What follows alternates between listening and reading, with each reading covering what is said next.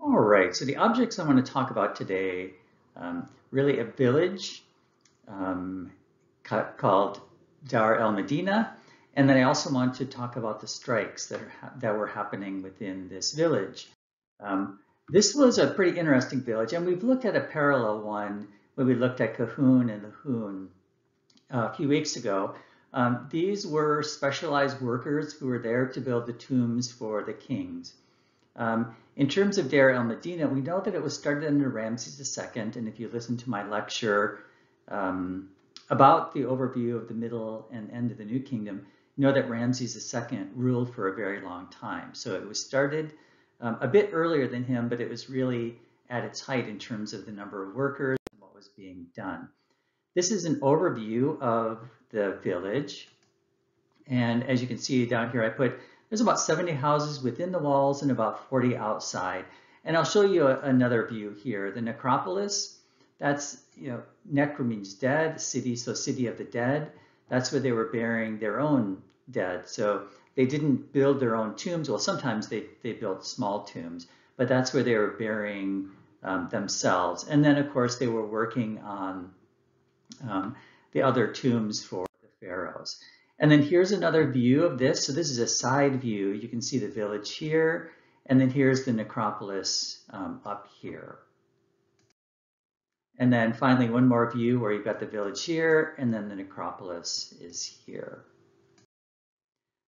We know quite a bit about this village based on the archaeology and some of the texts that have been here. And as you can see, there were quite a few texts discovered here, and some amazing ones. And I'll give you some of those in just a little bit.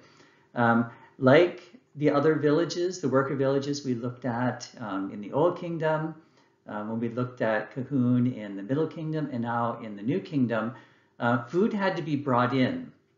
And so all these people had to be fed by the government. And again, we're focused on sustainability, so really think about the impact of something like that. We know based on the text that the workers were put into a gang of people, 40 to 70 people, and then they went out, worked on their particular tombs during the day, and then came back. And of course, I already mentioned they created their own tombs as well. Now, what you're looking at in this picture is this is a side view, as if you would sort of cut the houses in half. And then this is an overview. So imagine being in a helicopter looking down, and it's looking at the exact same one. So here's the stairs going up. Here's the overhead of the stairs. Here's the side view of the next room. And then here's an overview of this room, and so on. So you can see how these people lived.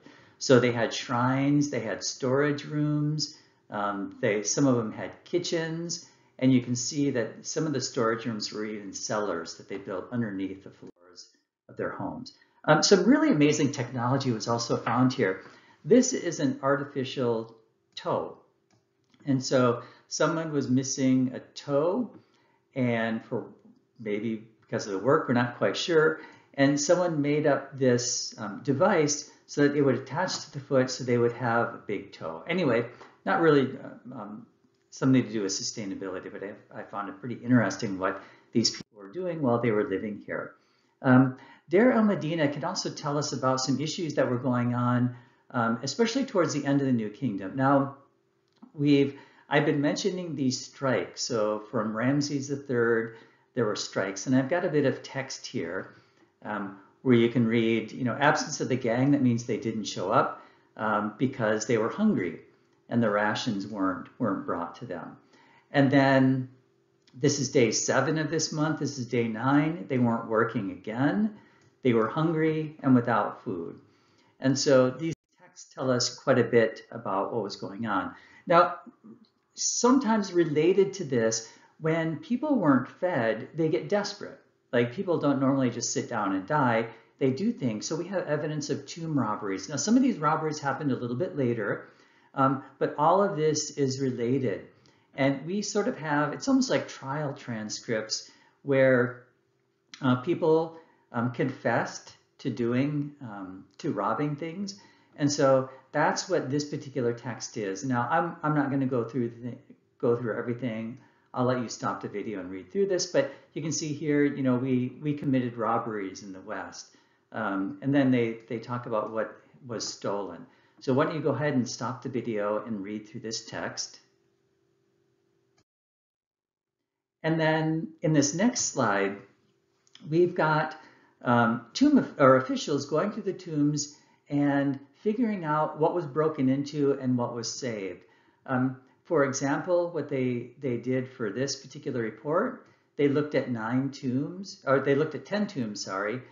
9 were intact, meaning they weren't broken into, and 1 had been broken into. And then they did the same thing down here. So you have all of these reports on what the tombs looked like and what were in them and what had to be moved. Now, I had mentioned we have these trial transcripts. So who was stealing? Now, again, this is sort of going into way too much detail for our class. And this did happen towards the end of the New Kingdom. But here's a list of people who were stealing. And, like down here, you've got the fashioner of precious metals. You've got a carpenter and so on. So why don't you stop the video and then read through this particular text. And it's the same with this video, just another list of people who were stealing from the tombs.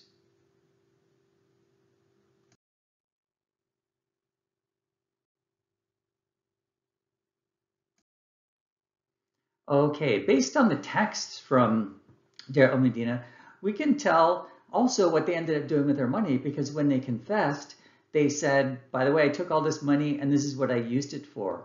So they were buying land, they were buying servants, they were buying animals, they bought beer. Some probably lied about what they were doing, but some were definitely starving. So, when you're thinking about sustainability and social justice, this sort of fits perfectly within what our class is talking about. And they also talk about other people coming in and stealing from the village itself as well. Now getting to the strikes. So people, as far as we know, this is the first strike in history, and people stopped working. Now, if you remember the text I showed you just a little bit ago, where it says, the gang didn't show up because we were hungry. We know that people kept striking. Now, we've already talked about this when we looked at the other pyramid villages. Payment was in food. So based on some of the text that we have, we've got information about how much they were paid. So 11 pounds of bread each day, which you can make out of this amount of wheat. Sometimes they were given bread already made. They didn't have to make it themselves. If they were given grain, they had to make it. If they were given bread, they didn't have to. They also talked about how much beer was given out to people, and then how much fresh fish, fresh vegetables, milk, oil, firewood, the whole thing. And of course, we know from previous lectures and things we've talked about is that the Egyptians were really good about keeping track of everything. And this is just another example. Now, these strikes, as I mentioned before, really started around Ramses III. And here's one text, for example. Now, I'll let you stop this in just a second, but it says, I'm working in the tombs. My master doesn't need to worry about it. And then another communication, we're in extreme destitution. We're lacking in everything. A load of stone is not light, and we've looked at those stones that these people have to carry around, and all of that effort they have to eat to do something like this. So this is what led to the strikes. They were still made to work, but when they weren't fed, they couldn't work. And then you can see that there were walkouts. The vizier is sort of like the mayor. Tried to help with this. He tried to promise food. He'll get back as soon as possible, but in some cases it didn't work. Okay, so the last discussion, what can this village tell us about sustainability? Well, we've already talked about this. It's the social justice aspect of workers who are there in a specialized village to build tombs for the pharaohs. If they aren't being fed because things are happening outside of their control, they may not work, and that leads to strikes. Now, we've talked about this in a previous lecture, especially starting under Ramses III, where Egypt really extended itself far north and into Nubia in the south again. And usually when that happens, they get overextended. and then things start to fall apart where the central government gets weakened. In the last lecture, we talked about the rise of the priests and how the priestly castes were getting more and more powerful and given more and more land that wasn't taxable. So that means less money going into the coffers. So what these strikes also tell us is quite a bit about the economy and agriculture. Egypt was in a really hard period at this time, and the strikes in Deir el Medina, the evidence from that particular village, can tell us quite a bit about sustainability and what was happening. And as I mentioned in the last lecture, the next period we'll look at briefly is the third intermediate period, really the last big period in Egyptian history.